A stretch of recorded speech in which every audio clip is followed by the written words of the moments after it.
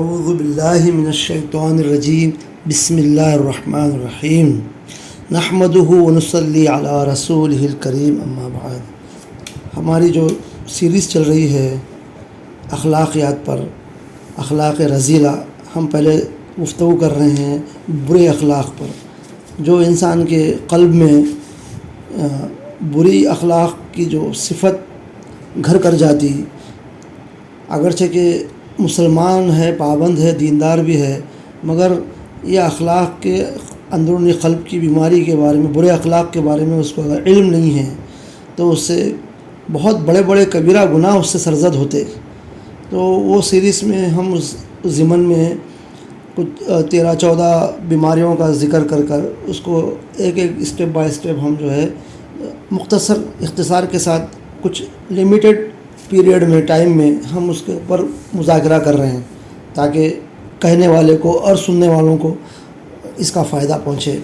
تو اب ہمارا آج کا عنوان ہے بخل۔ اس کے تحت قرآن مجید کی ایک آیت، اعوذ باللہ من الشیطان الرجیم ومن یبخل فانما یبخل عن نفسہ، اور جو بخل کرتا ہے وہ اپنے آپ سے بخل کرتا ہے۔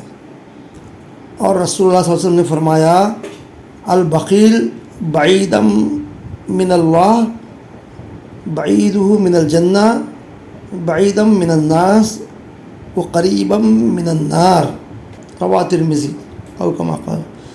کنجوس اللہ سے دور ہے، جنت سے دور ہے، لوگوں سے دور ہے، دوزخ کے قریب ہے۔ اب اللہ سے دور ہے کیا مراد؟ اللہ سے دور اس لیے کہ جو بخل کی حقیقت ہے وہ دو چیزوں پہ مشتمل ہے۔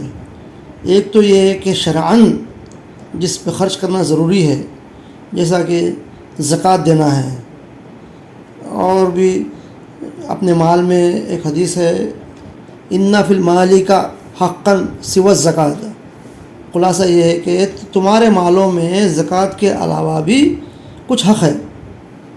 کوئی مجبور مسافر آ جائے، کوئی ایسا پریشان حال آئے آپ کے سامنے، اگرچہ کہ زکوٰۃ آپ دے چکے ہو، زکوٰۃ کے علاوہ بھی ایسے شرعی ضروریات پڑتے ہیں، جب انفاق کرنے کا وقت اس میں انفاق کرنا ضروری ہوتا ہے، خرچ کرنا ضروری ہوتا ہے، تو بخیل آدمی اس میں تنگ دلی کرتا تو وہ اللہ سے دور ہوتا ہے۔ بخل کی حقیقت میں اس کی تفصیل میں یہ ہے کہ اپنے معاشرے میں، جو ہمارے معاشرے میں ہم اپنے خاندان میں، اپنے اڑوس پڑوس ماحول میں جو رہتے، اس میں مروتاً بھی خرچ کرنے کی ضرورت پڑتی ہے۔ کبھی گھر میں کوئی مہمان آ جائے، کبھی آپ ہم بیٹھے، کہیں ضرورت کہیں پر بھی، بہرحال خرچ جو ہے انسان کو ہر لمحہ پڑتی ضرورت، تو شریعت کے علاوہ بھی پڑتی ہے، وہ مروتاً پڑتی ہے۔ معاشرے میں جب ہم رہ رہے سوشل لائف میں، تو سوشل لائف میں بھی خرچ کرنے کی ضرورت پڑتی۔ تو بخل کی جو کیفیت دل میں آ جاتی، یہ بیماری جب دل میں جمع ہو جاتی تو آدمی تنگ دلی کرتا وہاں پر خرچ کرنے کے لیے، تو اس لیے وہ لوگوں سے دور ہوتا۔ اب جب اللہ سے بھی دور، لوگوں سے بھی دور، تو بائی ڈیفالٹ جنت سے دور ہو جاتا۔ اب جنت سے دور ہوا تو بائی ڈیفالٹ وہ دوزخ کے قریب چلا جاتا۔ تو یہ حدیث کا ایسا اندازہ، خلاصہ نکلتا ہے اس کا۔ تو اب یہ بخالت اتنا بڑا گناہ ہے، سورہ نساء میں ایک شرط کے ساتھ آپ اللہ سبحانہ وتعالیٰ فرما رہے ہیں الذین یبخلون ویأمرون الناس بالبخل ویکتمون ما آتاہم اللہ من فضلہ واعتدنا للکافرین عذابا مہینا۔ جو لوگ بخل کرتے ہیں اور سکھاتے ہیں لوگوں کو بخل، اور چھپاتے ہیں جو ان کو دیا اللہ نے اپنے فضل سے، اور تیار کر رکھا ہے ہم نے کافروں کے لیے عذاب ذلت کا۔ اب یہ دیکھیں، بخیل کی بیماری اس کے قلب میں ہے، اور وہ جو ہے اپنے ماتحت، جو اس کے سب آرڈینیٹ ہے، جہاں پر اس کی جو حکومت ہے، مثال کے طور پر گھر میں اس کی اولاد ہے، اس کی بیوی بچے ہے، اس کی دکان میں اس کے نوکر ہے، تو جو بھی اس کے ماتحت ہے، سب آرڈینیٹ ہے اس کے پاس، انفیریئر جو اس سے ہے، ان کو بھی وہ حکم دیتا ہے بخالت کرنے کا، خرچ سے روکتا، منع کرتا۔ تو اب یہ خود کنجوسی کرتا، بخالت کرتا، اور اپنے ماتحتین کو بخالت کا حکم دیتا تو یہ عمل کے ساتھ میں اللہ سبحانہ تعالیٰ جو ہے اور اپنے بخالت کرنے کی وجہ سے وہ مال ظاہر بھی نہیں کرنا چاہتا، چھپا کے رکھتا. تو اللہ سبحانہ تعالیٰ فرما رہے ہیں وَأَعْتَدْنَا لِلْكَافِرِينَ عَذَابًا مُهِينًا، ہم کافروں کے لیے دردناک عذاب تیار رکھے ہیں. تو اب بخیل آدمی اس درجے میں اتر جائے، بخالت کا حکم بھی دے، فرض زکوٰۃ بھی نہ دے اور نفل انفاق خرچ بھی نہ کرے اور اپنے ماتحتین کو بخل کا حکم دے، تو وہ جو ہے کافروں میں شمار ہو جاتا ہے. اللہ بچائے ہم کو بیماری سے. تو بیماری آہستہ آہستہ انسان کے قلب میں گھر کرتے رہتی. اب یہ بیماری کی وجہ دیکھیے، ہم پہلے بھی گفتگو جب کرے تھے تو اس میں ہم یہ چیز غور کرے تھے کہ 3 قوتیں ہمارے قلب میں اللہ تعالیٰ دیا ہے. ایک قوت عقل دیا ہے، قوت چاہت دیا ہے اور قوت غضب. تینوں قوتوں کو اللہ سبحانہ تعالیٰ اپنے علم کے ذریعے سے، آسمانی علم کے ذریعے سے، وحی کے علم کے ذریعے سے، قوت علم کے ذریعے سے ہمیں بتلاتا ہے کہ یہ اخلاق بری ہے، یہ اخلاق بھلی ہے. اب یہ دیکھیے قوت جو چاہت کی قوت ہمارے پاس ہے، اس کے بھی 3 درجے بنے. ایک میں افراط زیادتی، ایک میں تفریط بالکل کمی، اور اس کا معتدل جو اعتدال ان بٹوین جو ہے وہ عفت ہے. تو چاہت کے ایک درجے میں جو زیادتی ہے وہ ویکیڈنس ہے، اور تفریط میں نروس ہوتا ہے آدمی، جمود، اور ایک اس کا اعتدال پیورٹی ہے. تو اسی طرح جو ہے عقل میں افراط کا درجہ جو ہے، قوت عقل میں زیادتی، مکار اور کننگ قسم کی فطرت اس کے قلب میں آ جاتی، اور اس میں جب کمی ہوتی تو اسٹوپڈ، گنوار پن، جاہل پن رہتا اس کے پاس. اور اس کا درمیانی جو صفت ہے وہ اعتدال ہے. تو اللہ سبحانہ تعالیٰ ہم کو قوت علم کے ذریعے ہمیں یہ حکم دیتا ہے کہ ہر ایک قوتوں میں اعتدال لاؤ. قوت عقل میں حکمت، قوت چاہت میں عفت، اور قوت غضب میں، غضب اس لیے کہ انسان کے پاس ایک غضب، ایک جذبہ، ایک غصہ ہوتا ہے، طاقت ہے، وہ یوں کہ اس کو تکلیف دہ چیز سے وہ بچنا چاہتا ہے. کوئی اس کو نقصان پہنچانے آئے تو اس سے دفاع کرتا. تو قوت دفاع قوت غضب ہوتی ہے، طاقت اس میں غضب کا پہلو ہوتا ہے. تو اس میں بھی جو ہے اعتدال میں آدمی مینفلنس، شجاعت ہوتا، اور اس میں کمی ہو تو فیئرلیس، ایک دم ڈیرنگ، زیادہ تہور، بے باکی سے ظلم اس کے پاس شروع ہوتا ہے، طاقت کا غلط استعمال کرتا ہے آدمی. اور اس میں کمی ہو تو بزدل، جبن، یہ بھی بیماری ہے. تو اعتدال میں، قوت غضب میں اعتدال اس کا شجاعت ہے، قوت چاہت میں اعتدال پیورٹی، عفت ہے، اور قوت عقل میں اعتدال حکمت ہے. تو اب یہ جو بخل کی عادت، بیماری جو قلب میں آتی ہے، اس کی وجہ یہ بنتی کہ یہ علم کی قوت سے وہ اپنے آپ کو محروم رکھتا. اس کے اندر ایک وقت تک چاہت کی قوت ہے، اس میں افراط، وکیڈنس بہت زیادہ رہتا، اور عقل میں جو ہے اس کے پاس مکاری رہتی، افراط ہوتا. اور قوت غضب میں اس کے پاس کمی ہوتی ہے، بزدل رہتا. بزدل آدمی جب وکیڈنس ہو اور مکار ہو تو دنیا کی محبت میں گرفتار ہو کر وہ مال کو رکھنے کی عادت ڈالتا، بچانے کی، خرچ کرنا نہیں چاہتا. تو یہ بیماری اس کے دل میں گھر کر جاتی.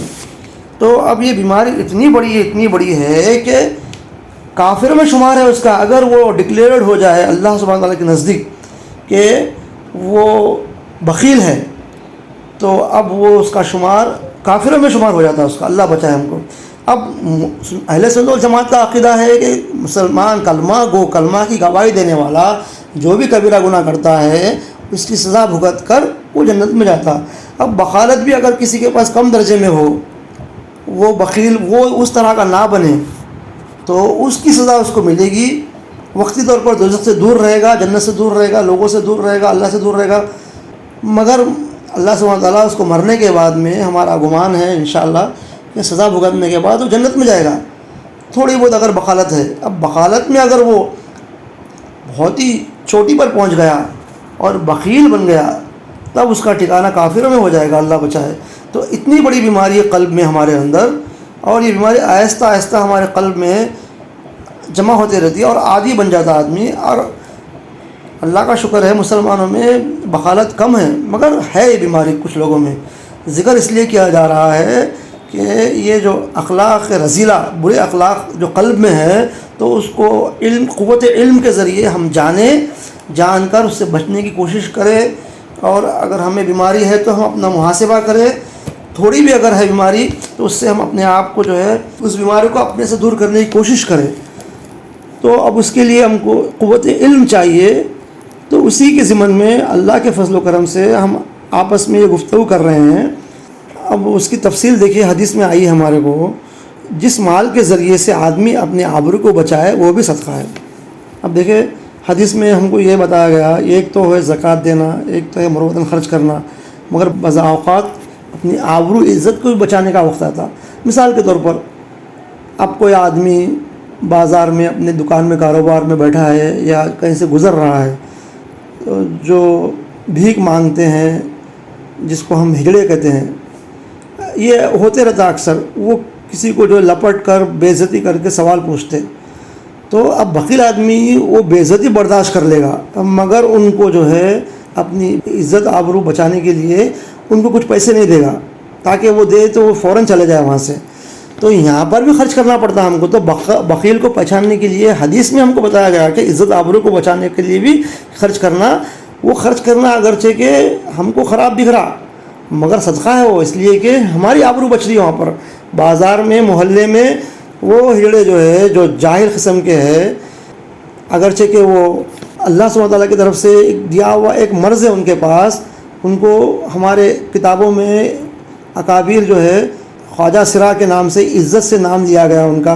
اگر وہ لوگ دیندار ہے تو ان کا بہت بڑا درجہ ہے، اس بیماری کی وجہ سے وہ الگ بحث ہے، مگر چونکہ آج کل ماحول میں وہ لوگ بے عزتی کر کے مانگتے لوگوں سے، تو یہاں پر بھی بخیل آدمی کی پہچان ہوتی کہ ویسے اوقات پہ مثال ہے، وہ ایسے معاملات اکثر آتے رہتے۔ کوئی آدمی آ کے جو ہے بہت ذلیل کرتا گھر کے سامنے، وہاں پر بھی ہم جو ہے بخیل آدمی وہاں پر ذلیل ہونا پسند کرتا مگر پیسے نہیں دیتا، پیسے نکالنا نہیں چاہتا، تو اس کے لیے کہاوت میں ہے کہ چمڑی جائے مگر دمڑی نہ جائے۔ تو یہ بخیل کے پورے تفصیل ہے۔ بخیلوں کے خلاف اللہ سبحانہ تعالیٰ قرآن مجید میں ہم کو بہت وعیدیں بتائی، وعیدیں ہمیں ڈرایا ہے وعیدوں کے ذریعے، جیسا کہ اب ایک سورہ نساء کی آیت تلاوت کی گئی، اور سورہ توبہ میں بھی آیت ہے، دیکھیے وَلَا يَحْسَبَنَّ الَّذِينَ يَبْخَلُونَ بِمَا آتَاهُمُ اللَّهُ مِنْ فَضْلِهِ هُوَ خَيْرًا لَهُمْ بَلْ هُوَ شَرٌّ لَهُمْ سَيُطَوَّقُونَ مَا بَخِلُوا بِهِ يَوْمَ الْقِيَامَةِ۔ اور ہرگز خیال نہ کرے ایسے لوگ جو ضروری موقعوں پر ایسی چیز کی خرچ کرنے میں بخل کرتے ہیں جو اللہ تعالیٰ نے ان کو اپنے فضل سے دے دی ہے، کہ یہ بات ان کے لیے کچھ اچھی ہوگی، ہرگز نہیں، بلکہ یہ بات ان کے لیے بہت ہی بری ہے، کیونکہ اس بخل کا انجام یہ ہوگا کہ وہ لوگ قیامت کے روز طوق پہنائے دیے جائیں گے اس مال کا سانپ بنا کر جس میں انہوں نے بخل کیا تھا۔ اللہ ہم کو بچائے۔ اس کا خلاصہ یہ ملتا کہ اس کے اندر زکوٰۃ میں بخالت نہیں ہے، زکوٰۃ کے علاوہ بھی معاشرے میں بخل کرنا اس میں چھپا ہوا ہے، اور جو گفتگو ہوئی اب تک کہ اپنی آبرو بچانے میں خرچ کرنا بھی چھپا ہوا ہے۔ تو دیکھیے ایسی وعیدیں آئی ہیں بخیل کے لیے۔ آپ صلی اللہ علیہ وسلم کا فرمان ہے، بخل کی وجہ سے لوگ حرام کو حلال کر لیا کرتے ہیں، بخل کے سبب سے فسق و فجور پھیلتا ہے، اور فرمایا اسلام کو جتنا بخل مٹاتا ہے اتنا کوئی اور چیز نہیں مٹاتی۔ دیکھیے کیسی وعید ہے، آپ صلی اللہ علیہ وسلم بخالت کے رد میں کیسی اچھی بات بتائے آپ صلی اللہ علیہ وسلم کہ اسلام کو مٹانے میں بخل سے زیادہ کسی کا ہاتھ نہیں ہے۔ بخالت بھی اسلام کو مٹاتی ہے، مگر زیادہ جو اسلام مٹ رہا ہے آج کے تاریخ میں وہ بخالت ہی ہے۔ آج ہمارے پاس اس امت کے مسلمان اس میں اگرچہ کہ بظاہر خرچ کرتے ہوئے نظر بھی آتے ہیں، مگر واللہ عالم لگتا نہیں کہ یہ لوگ 2.5% پورا زکوٰۃ نکالتے۔ کئی تجربے کار لوگوں نے کہا ہے کہ یہ امت کے لوگ سب مل کے ایمانداری سے 2.5% زکوٰۃ نکالے، صاحب اہل ثروت لوگ، تو مسلمان کی قوم ایسے خستہ حال میں ان کے غربا نہیں رہ سکتے۔ تو یہ آیت سے ہمیں پتہ چلتا کہ بخالت ایک ایسی بیماری ہے کہ بعض لوگوں کے پاس زیادہ ہے، بعض کے پاس کچھ حد تک بھی ہے، بعض لوگ زکوٰۃ میں تک بخالت کرتے ہیں۔ تو اب دیکھیے، اب اسی کی وجہ سے آپ صلی اللہ علیہ وسلم فرما رہے ہیں کہ اسلام کو مٹانے میں جتنا بخل کا حصہ ہے اتنا حصہ زیادہ کسی کا دوسرے برے عمل کا نہیں ہے۔ اگرچہ کہ اور بھی کئی وجوہات اسلام کو، جس حال میں آج اسلام مٹ رہا ہے، ہم جس ڈگر میں ٹھہرے ہیں اس میں ایک قربانی دینے کا جذبہ بھی ہمارے پاس نہیں رہا، اور ہم جو ہے دنیا کی محبت میں اتنے گر گئے۔ انشاءاللہ یہ بھی بیماری ہے، حب الدنیا بھی ایک بہت بڑا مرض ہے، اس کے اوپر بھی انشاءاللہ ہم گفتگو کریں گے اللہ چاہا تو اسلام اس حب الدنیا کی وجہ سے بھی جو ہے اسلام کو نقصان پہنچ رہا ہے۔ اب بخالت بھی وہی جا کے ملتی ہے آ کے، الٹیمیٹلی حب الدنیا کی وجہ سے بخالت پھیلتی ہے اور آدمی بخل کرتا ہے۔ اب دیکھیں بخیل آدمی کو مرتے وقت کیا تکلیف ہوتا یہ ہے کہ بخیل آدمی جب بخالت کر کے مال جمع کر کے رکھتا ہے تو جب اس کا قدر غالب آتا، اب اس کا وقت آ جاتا دنیا سے جدا ہونے کا، تو حسرت کی نگاہ سے اپنے مال کو دیکھتے رہتا، کیونکہ یہ تو سچائی ہے۔ ایک ایتھیسٹ بھی جو ہے مانتا ہے کہ مرنا ہے، دنیا چھوڑنا ہے۔